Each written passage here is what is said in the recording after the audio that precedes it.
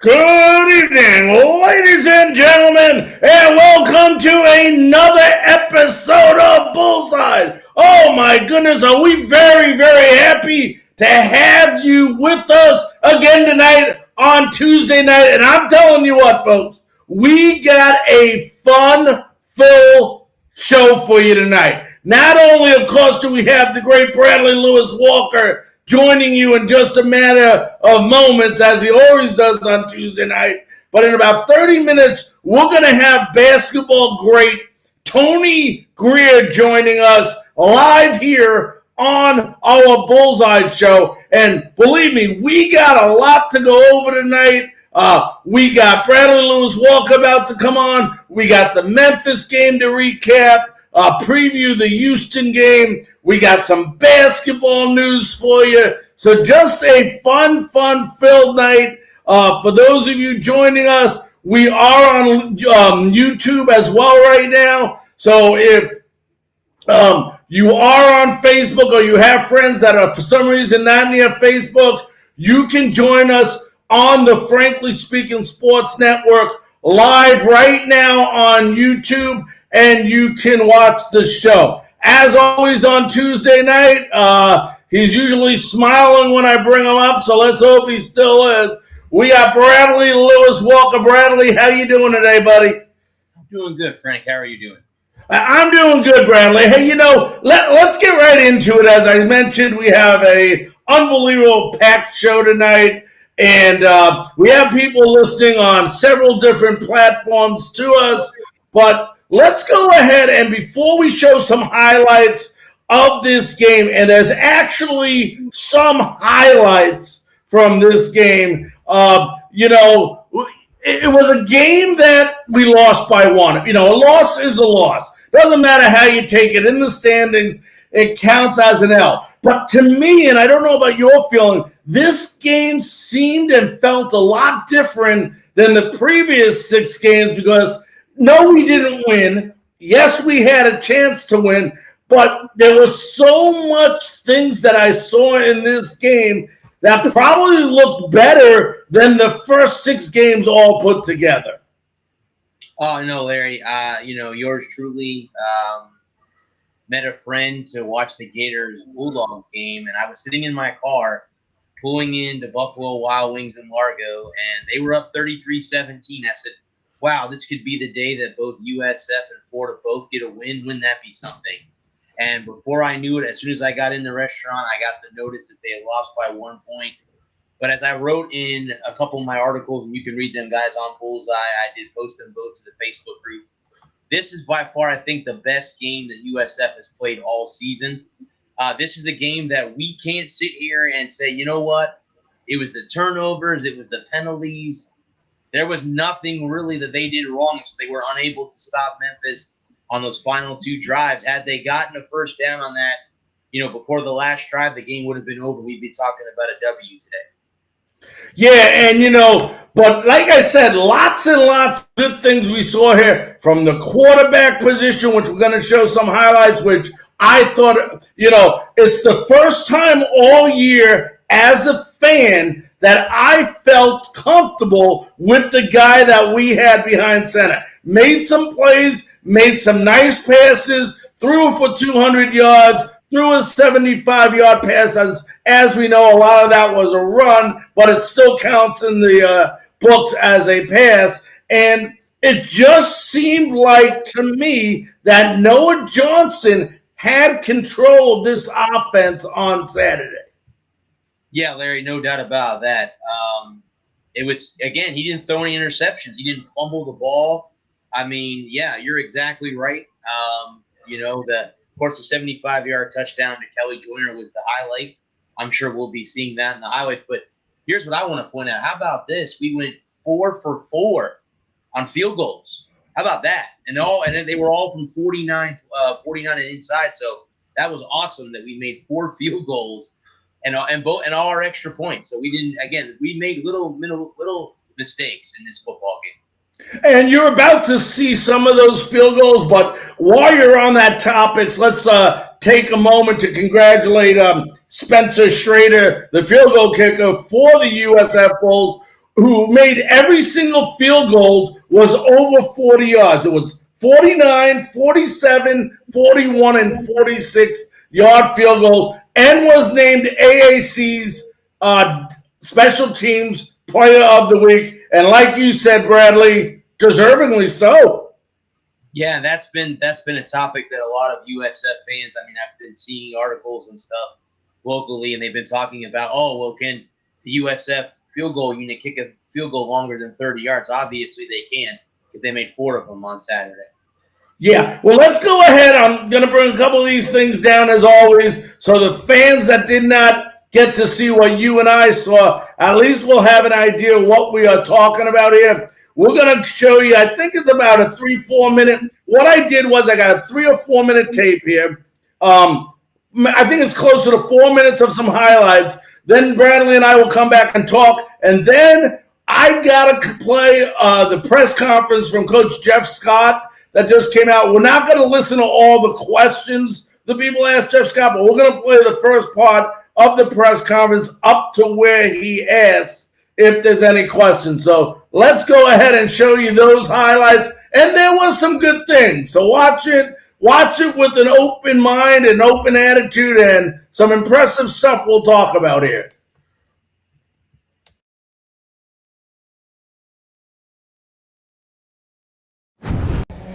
Spencer Schrader gets the start today. Will attempt to split the uprights here. Schrader, plenty of leg, and that one is through. Have foot will travel. South Florida on the board. If he does decide to take advantage of the extra year of eligibility that the NCAA has granted all student athletes this fall. White will step up in the pocket, and just his second completion of today, but goes right back to Washington. You never know what the range will be from one day to the next with the wind conditions here at Liberty Bowl Memorial Stadium. But on the money, both kickers have shined when given the opportunity here today. Tigers looking for their first lead. And they have it on this Saturday morning here in the 901. Patterson 2 for 2. It's not a bad gain. Obviously, it improves your field position for this kick from Schrader, who is good from 49 to give the Bulls a lead on their opening drive. And our kickers have shined today. Spencer Schrader is 2 for 2. When this offense typically is high flying, they usually set the tone of the game. They haven't done it early yet. Good protection for White. Underthrows his man, picked off. Bulls have done it again. Looking to take it to the house. USF on the board. Touchdown, Daquan Evans, the pick six. You think maybe coming off a loss of your own might get your attention and get you fired up to play this South Florida team. White looking for fireworks. First connection today. Calvin Austin the third. Those speedy feet from just off Beale Street. Touchdown Tigers. Extra point away from tying this game up. If Coach Springer didn't feel like the momentum was going on offense, he just inserted a new quarterback to give some new life. Johnson under attack, finds his man in stride. Off to the races, Kelly Joyner. Goodbye. How about that? We will see your 65-yard strike and raise you the 75-yard touchdown for the Bulls.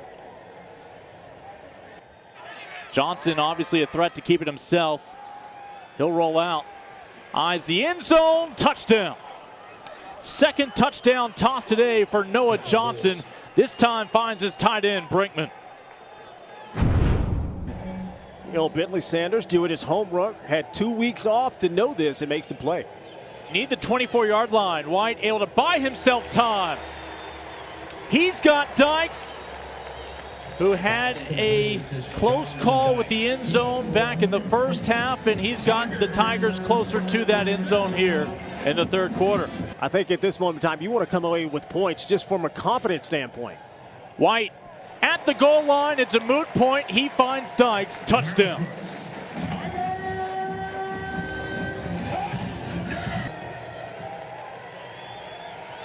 Struggles with the snap. Nice job recovering with the hold. And a perfect 3 for 3 today is Schrader to take the lead to a baker's dozen. Oh, that's beautiful. Of course he did. Bulls secondary trying to stay organized. Can White take advantage? White from behind the line of scrimmage, and he finds Mr. Dykes again.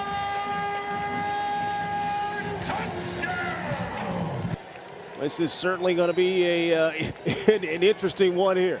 On a day with 400 yards passing and 3 touchdowns, White needs more. White has more. Touchdown, Memphis. Calvin Austin III does it again. That ties the game. A big extra point from Patterson. And the senior gives the Tigers the lead with 1:03 to go. On the short end. Ladder. Joyner will get out of bounds. And the question is, they're going to mark him short. He is sharp by about 2 feet on what was 4th and 7.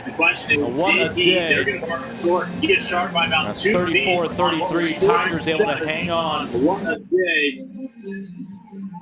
34. Yeah, and, you look at that game, and there's a game, Bradley, where for 3.5 quarters of play, we played terrific football. I mean, we would have been in any game that we played this season if we would have played up. But let me tell you what the most impressive thing I saw in that game was. And there were some good things. When we took that interception back for the pick 6 in this game, I think it was Daquan Evans that took it back for the pick 6.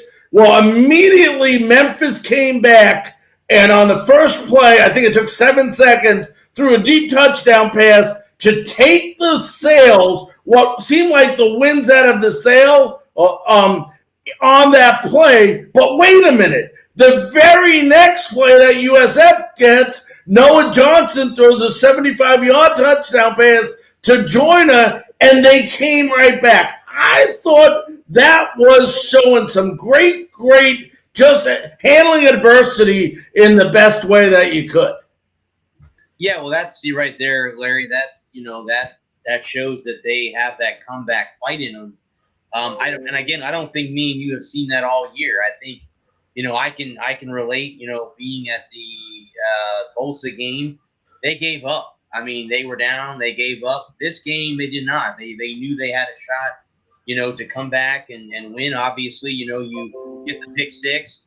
Then the next play Memphis has, they get that big touchdown, then we just come right back and get it one of our own. So again, it looks like to me that maybe it might be weird to say this, but maybe we're turning the corner on what this team should have been all season. And with 3 games left, if we play like we did this week coming up, Houston might be in some trouble this upcoming Saturday.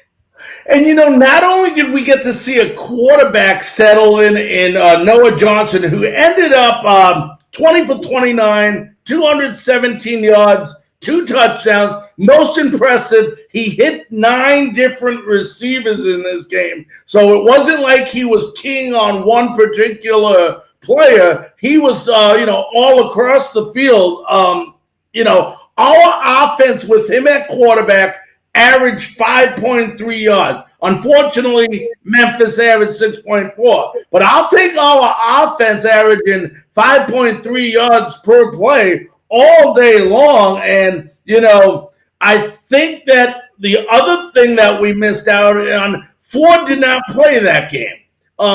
He was a scratch right at game time. And I thought Brian Battle came in. He had 76 yards rushing on 10 plays. But we got to see some glimpses of what this young man might be able to do for this team in the future. Yeah, that's a good thing. It looks like, Larry, we're pretty stout at the running back position. And, showing those young, we got who we got coming up in the future looks pretty good running back wise for this football team.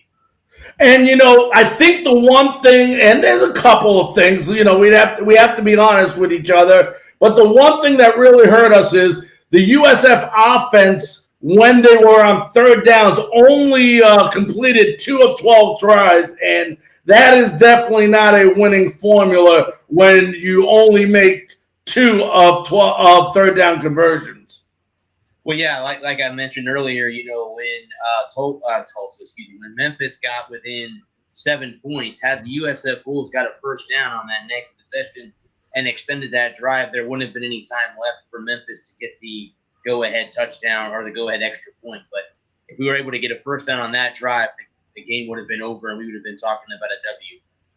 And even though Memphis, and let's not discredit Memphis and their great quarterback, Brandy White, he threw for 437 yards. Their offense had 535. But one thing I did like in this game, Bradley, even though they gave up a bunch of yardage in the passing game, they had a couple of key fourth down stops that were very big in that game, especially in the second quarter.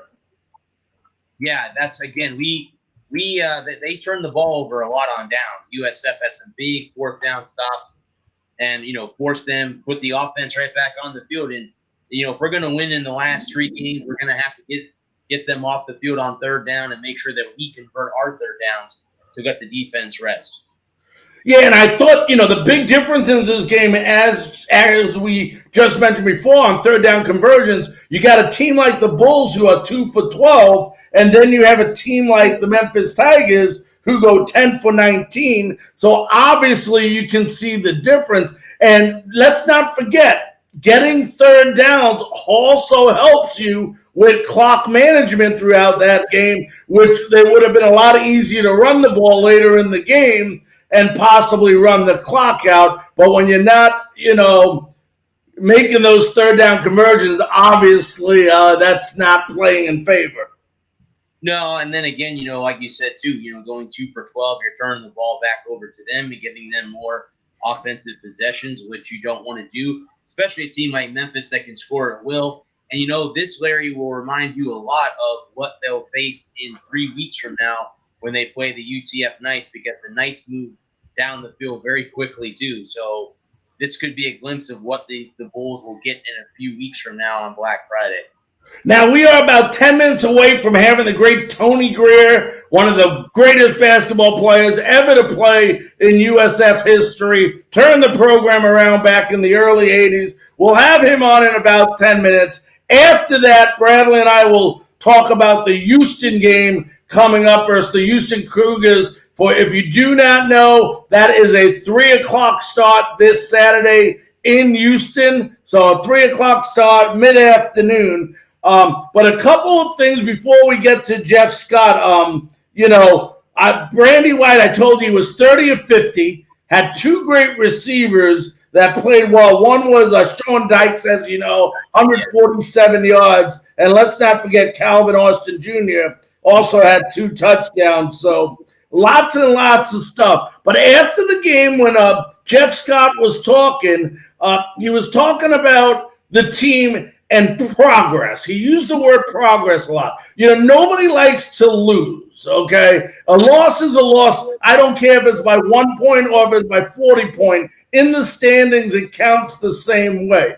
But there was some good he did see. Remember, here's a guy who I don't really think has had an opportunity yet to really recruit on his own because of everything that's been going on. So, I'm really excited, and I'm not discounting out the rest of this year, but I'm really excited to see how he does, after the season is over with recruiting, because there is a lot of improvement. Let's go ahead and listen to what Jeff Scott had to say about that Memphis game on Saturday.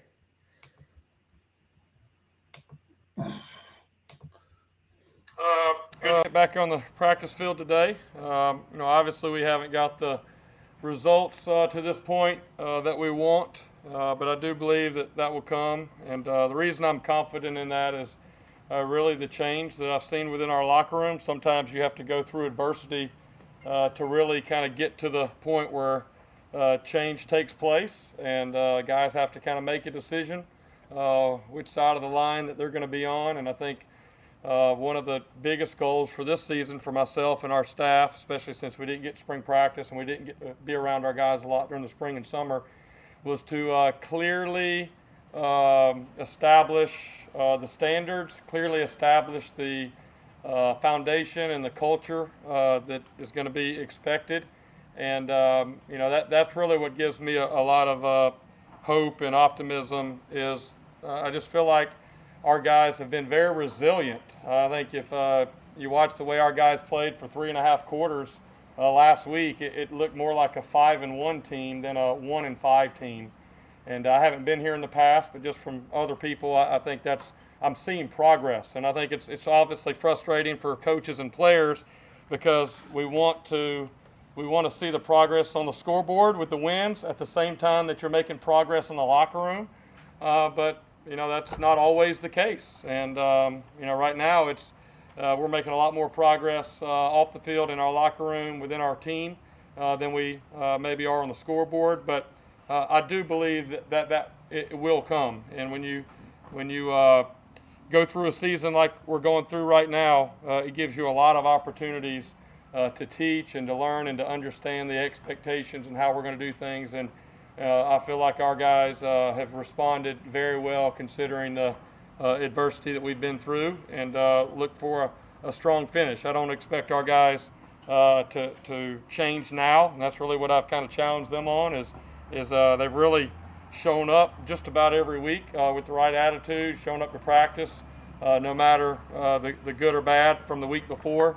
And here as we kind of finish up our last few games of the season, that's my expectation, is to continue to see us to improve and hopefully find a way to win a couple of these games. So yesterday was really all about putting the last game to bed and learning from it. There were some critical things that as coaches and players we need to learn so that when we get in that situation we'll respond and have a different end result. But today and moving forward, it's all about getting ready to go play a good Houston team at Houston, and felt like we got off to a good start today with our practice. So with that, I'll open it up for any questions. Yeah, what has to happen for this team to be able to close out games? All righty. That was, where's Bradley? He's hiding on me. There he is.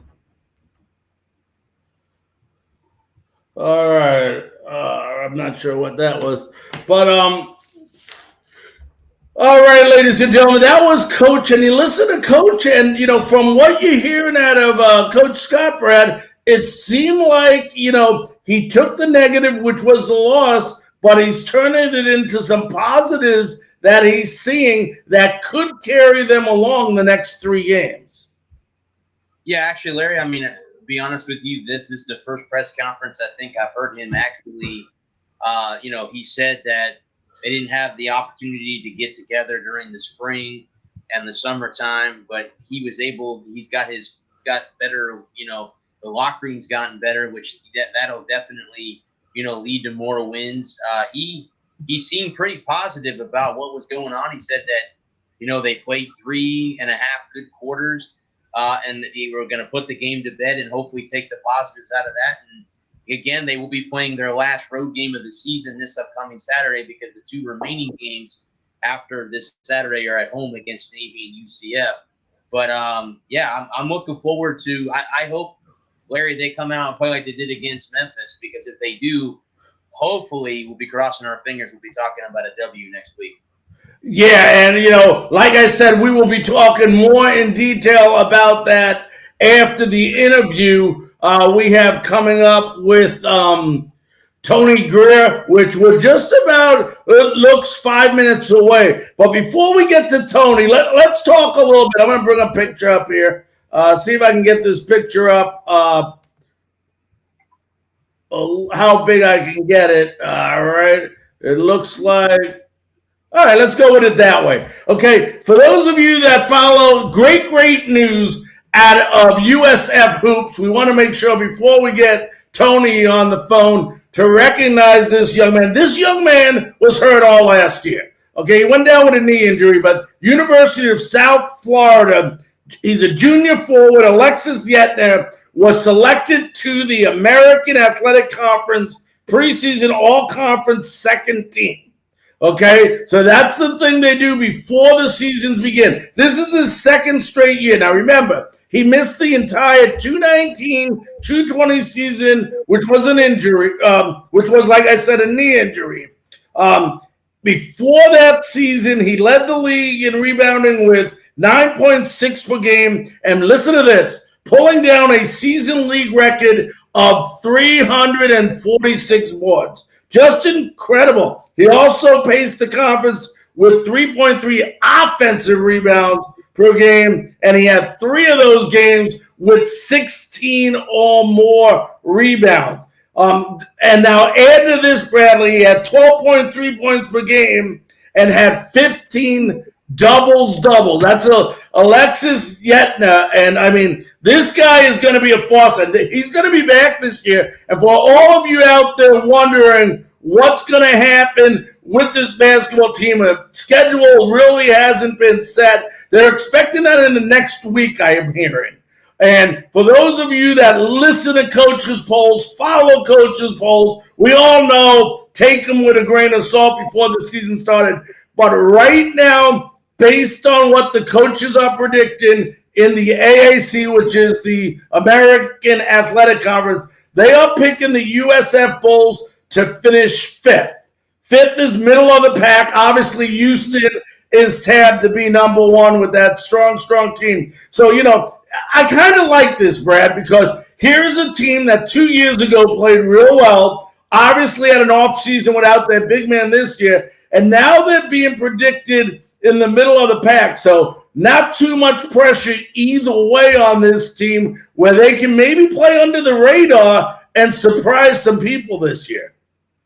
Yeah, I agree with that, Larry. I mean, I went to a USF game last year, my first basketball game, college basketball game, and it was great. I mean, we lost to Memphis. I got to see Penny Hardaway, and Dick Vitale was in the building as well. But yes, this USF, I think both the men's and women's teams this year, the women's team has been good for a couple years now, and the men's team is on their way, on the up and up. And, you know, with our interview that we did last week, he likes the way the program is going, and I have to agree that the Sun Dome, well, depending on what goes on with COVID and all that, should be a nice, rowdy place for a lot of basketball fans coming up this season. Yeah, and we're just waiting. We're a couple of minutes away from having Tony Grier joining us. I see that he's entering, but I don't see any picture of Tony, so I'm not sure with the camera what's exactly going on there. I don't know if Tony can hear us or not. So I'm going to assume right now that Tony's not on. We'll try to get him on momentarily here again.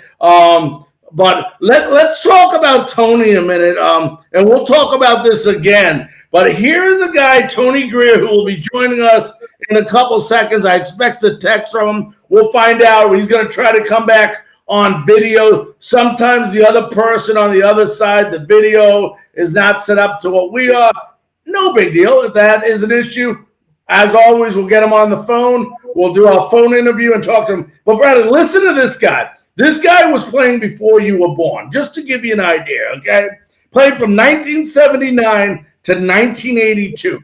And he put the map. He put USF on the map when it came to college basketball. Played under the Lee Rose era, just like our buddy Curtis last week, Kitchen did. And when you look at these accomplishments, he's ranked 7th at UFS in points with over 1,400. Okay, he ranks 3rd all-time with 18.2 points per game. He ranks 6th all-time at USF with 309 career three throws made. He was the first USF Bull to ever earn a first-team All-Sun Belt Conference honors. First one ever, okay? He was a member of USF's first ever postseason team in 1981. And, of course, he was drafted by the San Antonio Spurs without saying in 1982. So you look at all these accomplishments that Tony Grier did. I mean, it was just amazing, amazing. Let's go ahead and bring in. I mean, if you know anything about USF basketball, guys, this is Mr. UFS basketball at its finest right here. Let's go ahead and bring him up here. All right, I lost his picture again. He was there. There he is. Tony! Tony, how you doing tonight, buddy? Uh-oh, we lost him again? Let me get him back up here. Hold on. You're coming back up, Tony. There you go. All right, now we got him. All right. Can you hear me, Tony? I can hear you. Can you hear me? Yes, I could, sir. Tony, first of all, I want to thank you very, very much for taking the opportunity. I know we had your buddy Curtis Kitchen on last week, and I told him he was more excited, I think, than any fan out there that you were coming on the show this week. So I know he's out there listening to the show tonight, and I want to thank you very much for taking the opportunity to be on Bullseye tonight. Well, you're welcome. And I'll say this about Curtis. He's actually one of my favorite Bulls. He knows this. Curtis did some great things when he played. And, obviously historically has a record that I'm sure he's proud of. The first USF player to actually put some NBA minutes in, some official minutes in. So that's a good thing. But he's a great guy and was a great player for USF. You know, I was just reading before you came on to all the listeners when you were trying to get back on, and also to Brad. Listen to this, okay? 7th ranked in points, 3rd ranked in points per game, 6th in free throws all time, okay? The first Bull ever to be a first team at that time it was the Sun Belt Conference Honors. You were on the first postseason ever. When you look back at your career and you still see, my goodness, buddy, 40 years later, that you're still in a lot of categories in the top 5 in USF, it's got to make you feel good. Well, the program has lots of situations like that where players were there early and were great and did real well. And, records are made to be broken. And I'll just throw out one name who broke all of them, and that was Charlie Bradley. And we'll talk about him later. But, it was just good to play for a program that had the history that USF had. The early days, some of the stories, and I'll share tonight about just the beginning and just how through the Sun Dome, which celebrates its 40-year anniversary, by the way, this year, there's a lot of great things and a lot of great stories. And you talk about the Sun Dome. Now, were you there the year of or right the year before the Sun Dome was built? I arrived the year before. Right. And, of course, I had 2 years in the Sun Dome, 80, 81, 81, 82. But, the Sun Dome was delayed. It should have been done in 79, but, there had been major delays, and so it didn't open until 1980. Right, and I remember it because I was living, shortly after I was living here, but, talk about the era, the Lee Rose era, I call it, is, you came, I believe, you were there, I think he came when the Sun Dome opened, if I remember, Lee Rose, if I remember correctly, but this was a time in USF basketball where everything started turning around. And of course, Lee Rose had a resume even before he came to USF. But talk about the influence, not just that he had on USF basketball, but yourself as well. Well, the story is well known. Lee Rose, in April of 1980, was in the Final Four. And I know that was discussed last week with Curtis. But he basically had a name that USF did not have. And so by bringing him in, the Sun Dome was under construction. The idea was, of course, to open the Sun Dome in 1980, and that was the lure to get Lee Rose in. Now, there were a lot of people that helped get him in and recruit him, if you will.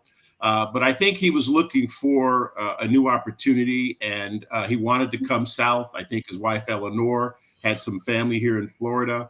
So the timing of everything just happened to fall right in place for USF. And I was fortunate to be there going into my junior year when he signed on in April. Yeah, and Talk about the town, the city of Tampa. You know, here's a city that the only school, they had University of Tampa, which was a good Division II basketball school in the 80s, but they never had a team yet, Division I, that they could sort of be proud of and call their own. And USF comes out and just starts playing miraculous basketball with yourself and a bunch of other great guys on that team. Talk about what those years were like when the city of Tampa embraced USF. And in 1981, of course, you guys got to the postseason. Well, that's a great question, Larry. The unique history of USF sports, athletics in whole, is a story that it should be known. You know, USF back in the early 60s, when they didn't have basketball, they had a bunch of guys that actually put together a team. You can call it intramural or whatever, but I don't think it was. It was actually a team. They went out and played other schools. They played junior colleges, scrimmages, local schools, and they traveled the state. Now, USF didn't want to really bring in big-time sports. The president at the time was John Allen, and there was an advisory council formed to discuss future sports at USF. At that council meeting was a young man who is now an attorney, Frank Wilkins. He basically proposed that we pursue basketball. Now, even then, football was on the minds of a lot of the USF students. So that's how it all started in terms of the council. They started to vote on it. Students wanted basketball. And that led from that one little practice team that went around like vagabonds playing different teams in the state to actually going in and campaigning to start USF basketball. And that's how it all got started in the early 60s. Of course, we didn't have basketball until the 70s.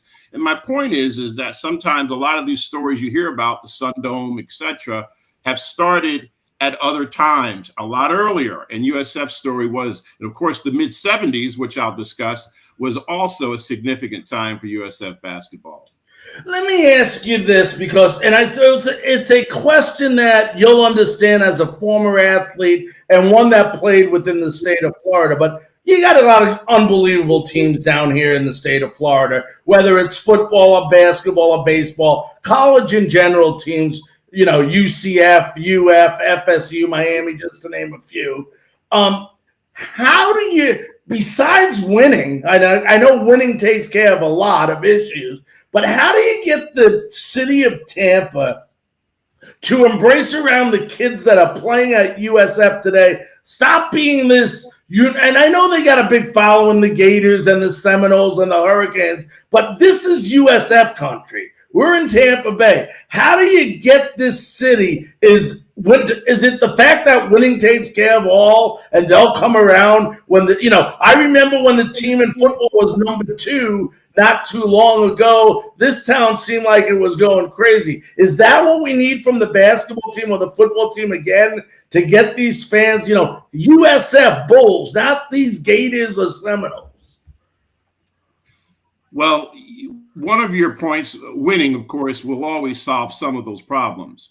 But you also have to understand that this is an area that is in some ways transient, if you will, or maybe a better way to put it is a lot of new arrivals.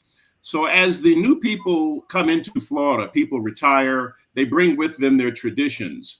And you know that there have been several teams every year that come in that have a following and a history. And all of a sudden you see people in the building that really know nothing about USF, that live in the Bay Area, but yet they're here because we're playing a team that maybe they followed when they were younger, and they have children who, of course, attended those schools. So that's some of the history issues that we face here in Tampa Bay, because it's such a wonderful place to visit and, of course, to live. And the tradition that you speak of just has not been built yet. And for those who were there earlier on, some of them are gone now. And then you have new transplants coming in, and it's really tough. And also, when you have coaches that have not been there for a long period of time, sometimes that plays into it. And that's not to say you can't go in and win with a new coach who comes in after a couple of years. But a lot of times, some of those traditions internally, they're dismantled. When new coaches come in, they have to start all over again. Fundraising Start all over again. You can't go to the local luncheon and talk basketball about USF and nobody knows who you are. They may support the program, but they want to get to know you as the coach. So USF's had that struggle as well. Now, Tony, before we get into your book, which I definitely want to get into, it's unbelievable. I want to talk to you about, do the coaches, the newer coaches, and I know we've had some turnover in that area amongst the basketball team. Do they invite any of you, the players from the 80s that had success, that played with Lee Rose, ever back to kind of, excite the team about what it used to be and what it could be like again, and have you talk about the good old days? There were times when the program reached out, and they still do. Coach Gregory has. We've actually had a Zoom interview where we had players show up and be a part of a session. But years ago, we would have functions where we would a weekend function. We'd have a little golf on a Saturday, and we'd go to the game on Saturday night, and we would do those things. But again, when you change coaches, and you have different regimes come in, sometimes it takes a while to get those things ignited again. Now, Tony, before we go into your book, I want to make sure I let Bradley jump in here, ask any questions he might have before we get into the book, because it's an incredible story from what I've seen of it. I haven't, obviously, we'll talk about if the book's been, I know you were waiting on it to be printed. We'll talk about that in a couple minutes. But Bradley, anything you want to ask him before we get into the book? Yeah, Tony, I got 3 questions. First of all, what was it like playing under Lee Rose as a player? Lee Rose came in, if I had to describe the kind of person he was and coach that he was, let's just think Bob Knight. Okay, so let's start there. Of course, Bob Knight was at Indiana when Lee Rose was at Purdue, so they actually challenged each other. They were intense coaches. Lee Rose is a very complex man. He came in with a lot of things needed to be done at USF that were not completed. Of course, one was the Sun Dome. So there were some internal pressures there, and he applied that pressure. But in terms of how he reacted to us and we reacted to him, his very first meeting with us was a complete turnaround from what we were used to. We're sitting in a conference room, just relaxing, waiting for the meeting to start. And he walks in, and we're sitting, we've got our feet on the table, and we're sitting around just hanging out. We got radios playing. And he came in and ripped the room apart, start yelling at everybody, straighten up, sit up, get it right. This is going to be different. From that day forward, it was different. Everything we did, from the practices, the preseason workouts, we were on the clock. Everything was organized. At 2:15, we shot free throws, or we did jump shots, or we did defense at 2:20. At 2:25, we did something else. At 2:30, we did this. It was very organized, and we had not seen that at USF. So that was our first glimpse at how a big-time program operates. Okay. What was it like, Tony, now that since you guys played in the Sun Dome, what was it like playing was it exciting? Did the fans, what was different when the Sun Dome first opened? Well, we had multiple arenas we played in around town and throughout the state, believe it or not. I think we were the only team in the country that may have had 4 different home courts. We played home games as far out as Lakeland, the Bayfront Center in St. Pete, Curtis Hickson in downtown Tampa.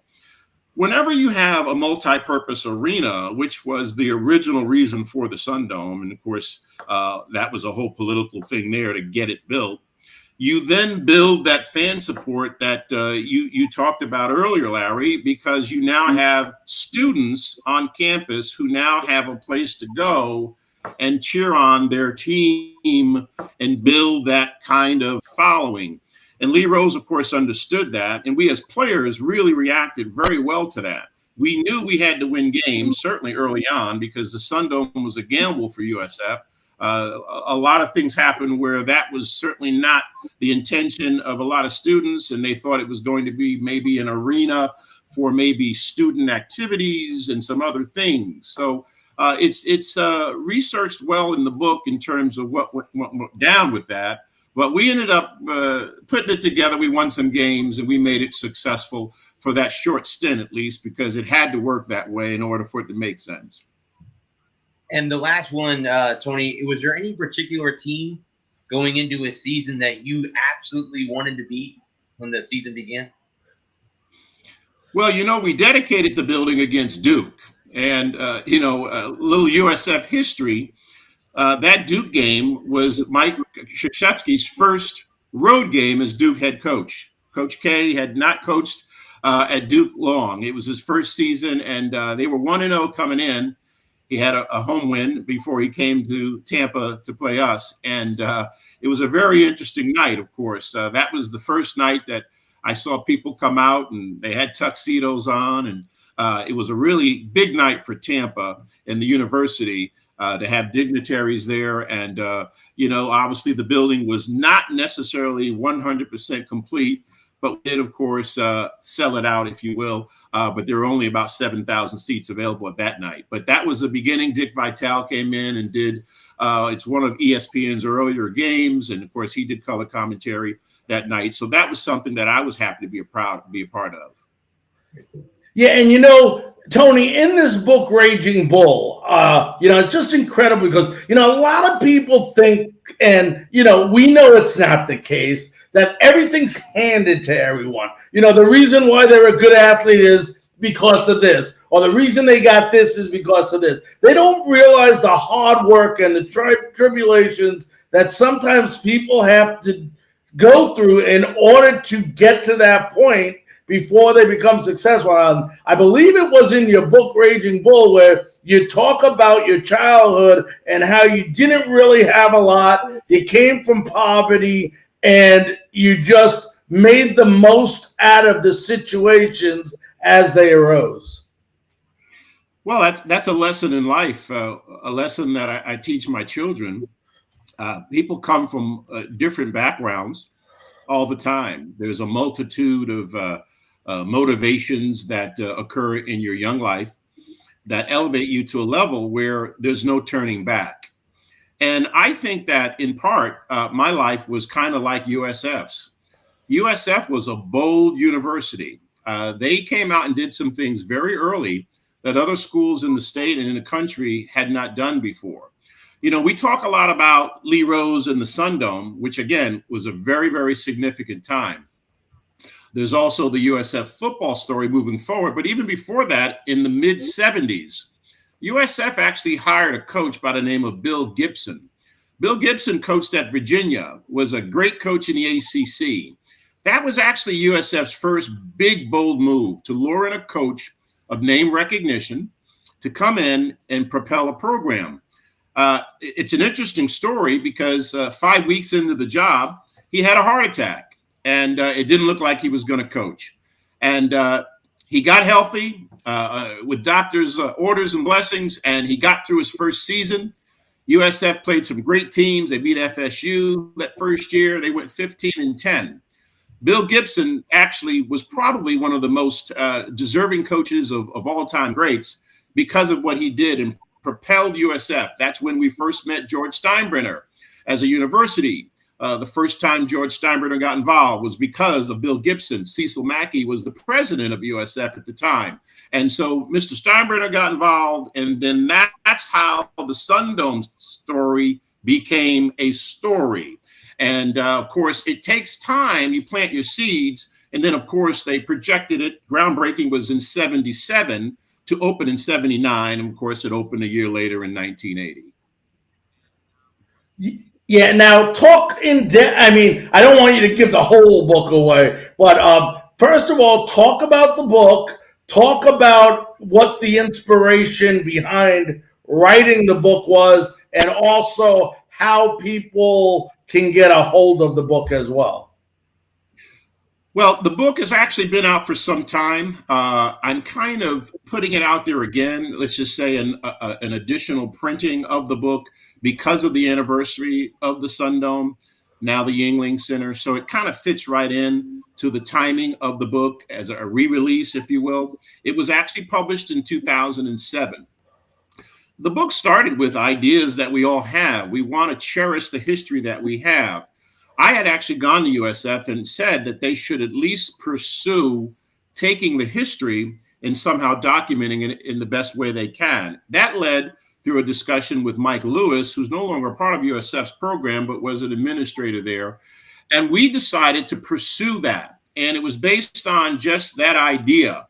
Now, you know how things go. Sometimes you take the bull by the horn, and because of some of the issues faced with writing a book of that nature, you've got to get approval from top to bottom and all over the place. So long story short is I decided to jump in and get busy, start writing that story, because I was there firsthand as it came to the Sundome and Lee Rose, which is a very significant part of the history. What I did, though, is I delved back into the beginning. I went out and met with the very first coach, Don Williams, visited him in his home several times. I wanted to learn the reasons why. I talked to some of the players from the earlier days. Bill Lear, the very first player to sign at USF, was out of Indiana. John Kaiser, there was Tommy Davis. The three of the top four players that USF signed in the early 70s were from Indiana. They were Hoosiers, Indiana guys. So they went aggressive after players, and Don Williams was responsible for that. And that's how this started. I then became a love affair with the program. I then started to research things up to my times at USF and beyond. And I ended up becoming an author as a result of that effort. Now, for those people that have not gotten the book during the first release and want to get a book now, what's the best way to go about getting one? Well, the book is, the website's been up, aragingbull.com. And of course, there's a link there to the book page, aragingbull.com. The book has a lot of nice things. Some of the stories we discussed, some of the great players, of course, Charlie Bradley. Charlie was a freshman when I was a senior. I was his roommate, and I saw Charlie grow. Charlie was a remarkable young man and a great talent, and of course owns all the records at USF. But USF's had a lot of great players, great stories. Chucky Atkins, his story is one of the most fascinating stories that I share with my children. Chucky, when undrafted, was a great player, and went through the ranks of the CBA and went to Croatia and did some other things, and then had a 10-year NBA career. Just a phenomenal. Alshon Jackson and BB Walden were probably the best 1-2 tandem. They played for Seth Greenberg. Unreal talents offensively. As I mentioned, Curtis Kitchen, the best shot blocker in the history of USF, and a lot of other players. Dominique Jones, Rodenko Dobris. The USF has had, there was a player that played with me, Jim Granholm, in 1980, 81, 82, my senior year. Jim was 7 foot. Jim could stroke jump shots from 30 feet better than anybody. This is before that ever was happening. Jim Granholm was Dirk Nowitzki before Dirk Nowitzki. I always say that. We had some great players there back in those days. Now, I know you're still involved. You still follow the Bulls. It's not much longer here. They're coming out hopefully within the next week with whatever type of schedule they're going to play this year. How do you see this team faring in the upcoming season? Well, conference play is always the key. Strategically, you've got to win the games you need to win and build your momentum going into conference tournament play. USF's had interesting last 2 or 3 years. I mean, a few years ago, I think we were very, very proud of them and the successes they had. And then they had a down year, and then some injuries settled in last year. I think it just depends on, how healthy they can stay and how well they play and have the balance that they need in the backcourt and in the front court. You've got to be really, your bench has to be strong. I mean, there's so many things that are untested with this team, but yet there's promise because of the return of players who were injured and things of that nature.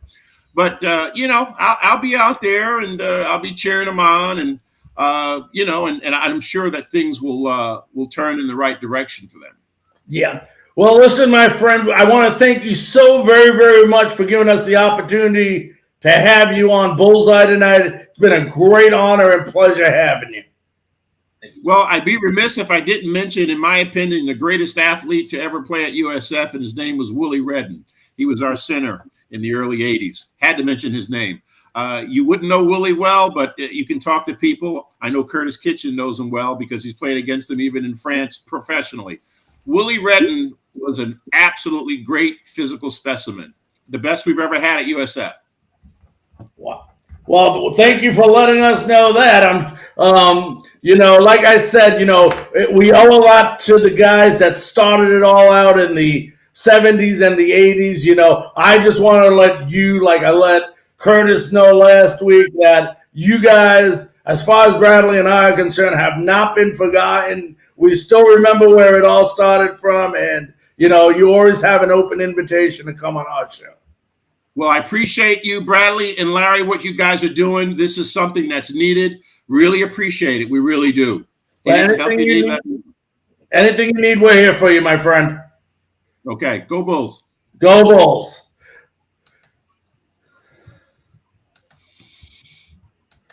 All righty. That was the great Tony Grier. And what a great, great guy. I'll tell you what, week after week after week, we continue to have guys that made these programs, really start. And Bradley, the one thing, and we said this last week about Curtis, but you heard the same thing in Tony's voice when he's talking, is these guys are proud of the program that they played for when they were at USF. Yeah, Larry, I honestly, of all the interviews we've had, I don't think we've had one person talk negative about the university at all. I don't Not even a coach, right? Yeah, not even. Yeah. So we have yet to have, and I'm hoping we never do. And I mean, I'm sure there's somebody out there that will make a negative, comment, but it's there. For the most part, so far, we've been blessed to have these guys that are just proud to wear the green and gold and be called a USF Bull. And, just like he is so, Curtis said it last week. Tony said it again this week. I know Santiago said it a couple of weeks ago, Grammatical, when we had him on. Matt Groth, he said it. I'm just naming this. It's unbelievable when I look back and I think who's been on this show. I'm just in awe sometimes. But it's, and they're thanking us for keep talking about it when we are actually thanking them. And it just goes to show you, you and I had a vision when we did this. The vision is to make USF the number one thought of college in the Tampa area. And it's going to happen because sooner or later, one of these teams are going to do what the football team did quite a few years ago to go number 2, what the basketball team, the excitement they built in the years before. And we're going to be there. And we want all the fans to be with us. And that's why we do this show, so these fans can have the opportunity to talk. I mean, Tony, if you ask people back in the 80s, he's the man, they say, that put the basketball on the map at USF. And that's how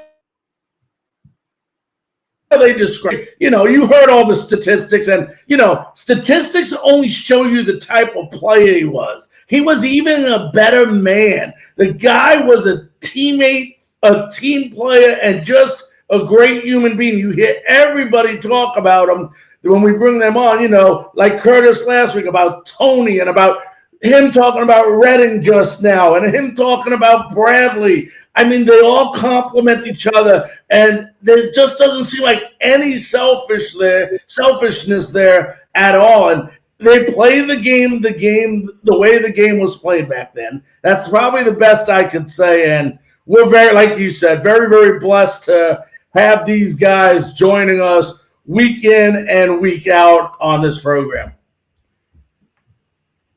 But we got some important news to talk about. The upcoming game this weekend.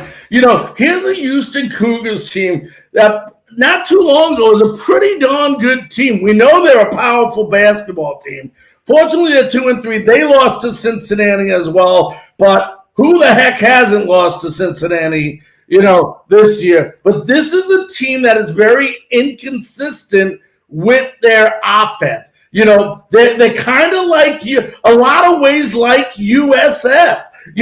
They have glimpses of looking great, and they have glimpses of not looking so great. So this is a game, and I'm not much into the point spreads and everything. I just look at it to get an idea what people on a national level are doing. And they had this game a 14-point favorite, Houston, but a lot of people think that's not going to happen. They're giving the Bulls a lot better chance after the outing they had versus, remember, Memphis lost versus two good schools. I mean, let's not forget that they lost 30-27, and then they lost to Cincinnati as well.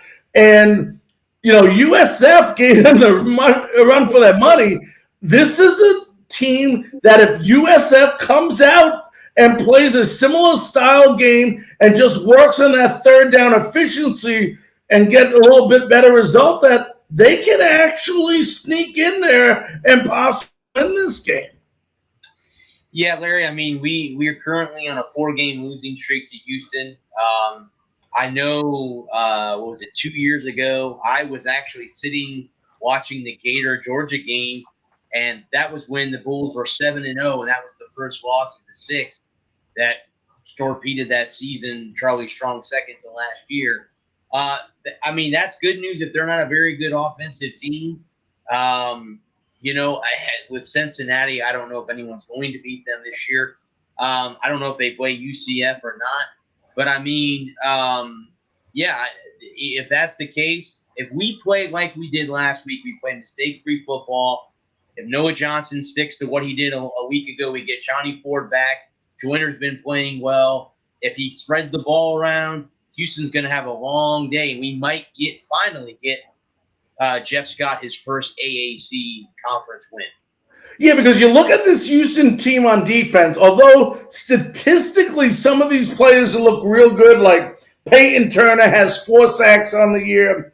David Anarich, I believe you pronounce his name, has 3 sacks. So between both those guys, 7 sacks. Yet they still give up the big play. And here's a team that if they bring too many guys, with us liking the short passing game, which is exactly what you need when you have a lot of teams blitzing, those quick, take the snap, quick back and drop and pass the ball, could be a formula for some success. Yeah, well, like you said, Larry, if they're going to dial up the blitz, the 2 ways to beat that. Either you run the ball or you get those quick slant passes, get your slot receivers in the game. And you saw that last week against Memphis. Joyner, that's right. I'm sure that, Holtz will have a game plan written up to beat this Houston blitz. Yeah, and this quarterback for Houston is an average quarterback. I think Brandy White was, and, I don't know him that well. I've seen him play. I believe it's Clayton Tune is his name. He has 8 touchdowns, 5 interceptions on the year. I mean, nothing spectacular, but nothing terrible either. He's an average quarterback. He's thrown, I think, on the year, he has 1,400 yards. So he definitely builds up the statistics. But I think if our defense is going to be the difference. We talk about the offense. You and I both know similar game plan as last game, except the efficiency on third down. I don't think we had a turnover last week at all, if I remember correctly.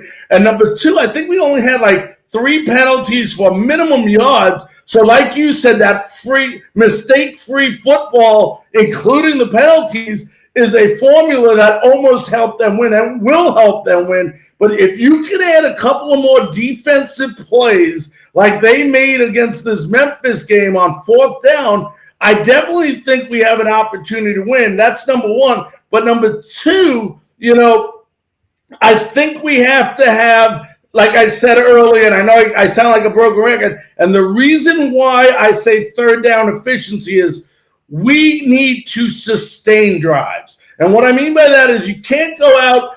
Hey, I love to score every 12 seconds. As long as we're putting points on the board, great. But you can't have these 3 and outs where you're missing third downs and having your defense come back out on the field because of 10 3 and outs, because you're not giving them a chance to get a breather out there, number 1. But number 2, you're not taking any time off the clock. So the other component of this game could be clock management, and you can't control the clock if your offense is continuously on the sideline because you're not converting third down opportunities. Yeah, Larry, you hit the nail on the head. They've got to be better on third downs. They've got to be able to extend drives, and like you said, that will lead to better time management, and it will keep your offense more fresh. Because in the end of the game, if you're out there, like you said last week, they were 2 for 12. So 10 times the defense had to come back out right away. Come the fourth quarter, you're out of gas. And maybe that was one of the reasons why USF gave up those 2 touchdowns on the remaining 2 drives of the game, because they were gassed and didn't have anything left in the tank. And I honestly, Bradley, I think you just hit that right on the nose. I think fatigue took over. They played a beautiful game for 3.5 quarters. Unfortunately, the game of football is 4 complete quarters. So that, you're right, but it's a learning tool. We know why we lost this game. I think if we can put those few, and I say few, mistakes that we made with these third down efficiency, come into this game, play a similar style offense with the third down efficiency, and play that hard-nosed defense with a couple longer breathers in there, I think we come out, and I honestly think we can win this game.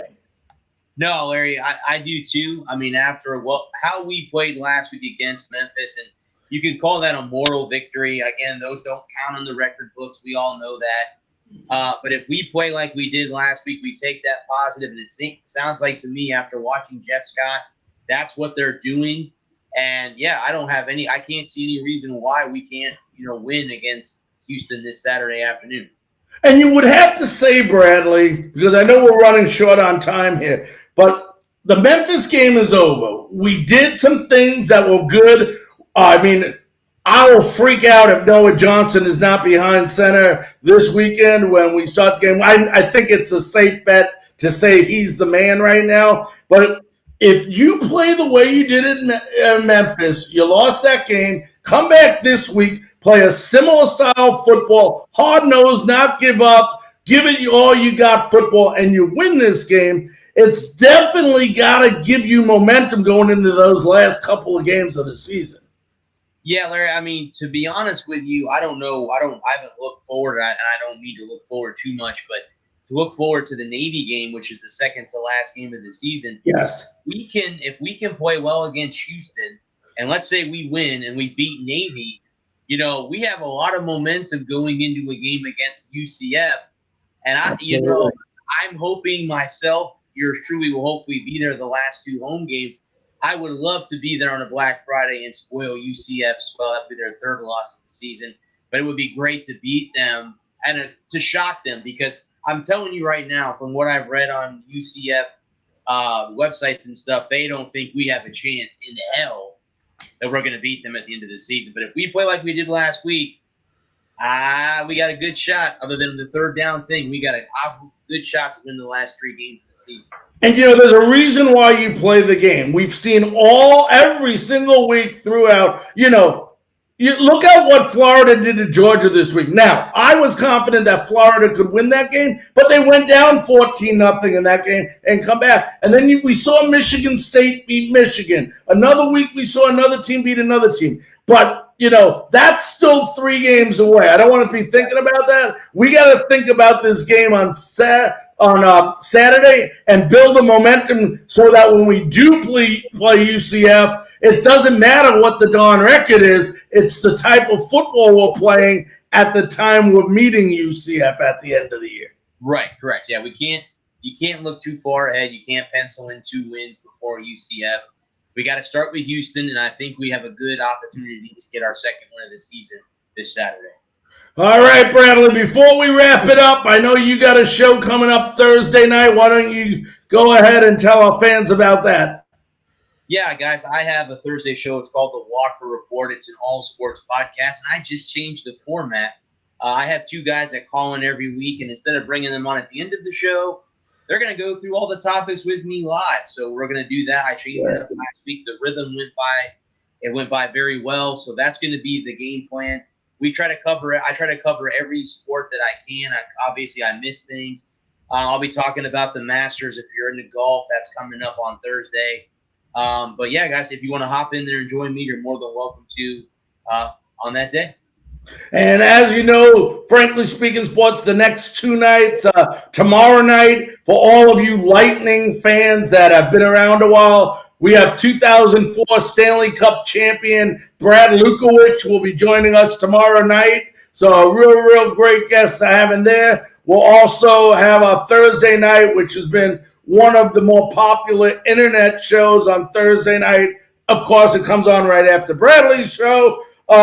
We're Pigskin Thursday, where we preview the Buccaneers previous week, which there's not much to review, and then we preview the upcoming game. Also, a couple things for you fans that are listening.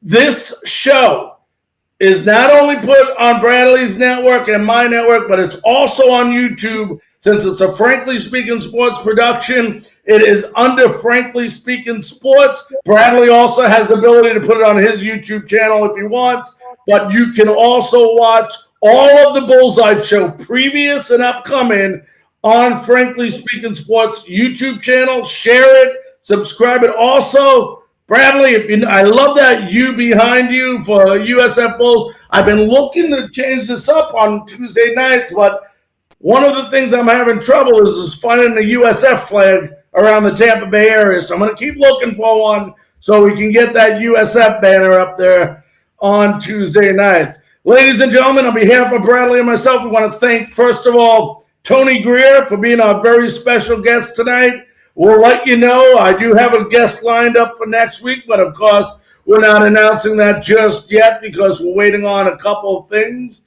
But just to make sure it's official, not to get everybody's hopes up high. But we will be back on Bullseye again next Tuesday night, 9 p.m. Eastern Time. Same place on Facebook, on the Bullseye Facebook page, or the YouTube page on Frankly Speaking Sports. Want to thank you so very much